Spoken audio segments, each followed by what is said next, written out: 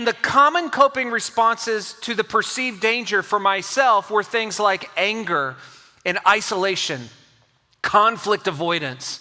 I want to keep the peace at all costs. And I would work even harder to be liked, to get affirmed. Or I'd go the opposite way and I would just cut somebody completely out of my life.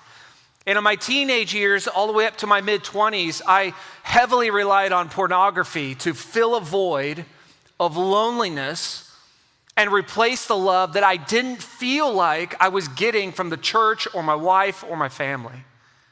And I spent years making what are called vows and judgments against myself that are nothing but these negative lies.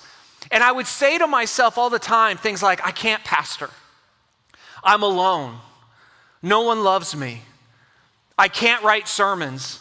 No one's going to come to church. I'm a terrible father. I will never get better. I suck at being a husband. And I spent years playing what ifs in my head. What if I die today? What if they reject me? What if I don't get hired? What if my kids get hurt? What if my kids hate me? What if my decisions drive people away from God? What if they're mad at me? And I bet many of you can relate. Your vows and judgments, your what ifs, they might be different, but they're there and you can notice them when you pay attention to your thoughts.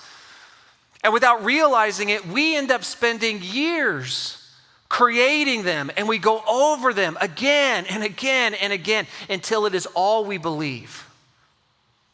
And we train our brains to do this so that our minds constantly spiral to negativity and feelings of loneliness and worthlessness and unlovable and illogical fear, on and on it goes. And because we ultimately cannot have total control over everything from how people are going to perceive us to our final day on this earth, we end up finding some worldly ways to cope. Not heal, not be set free. We just learn to cope with it.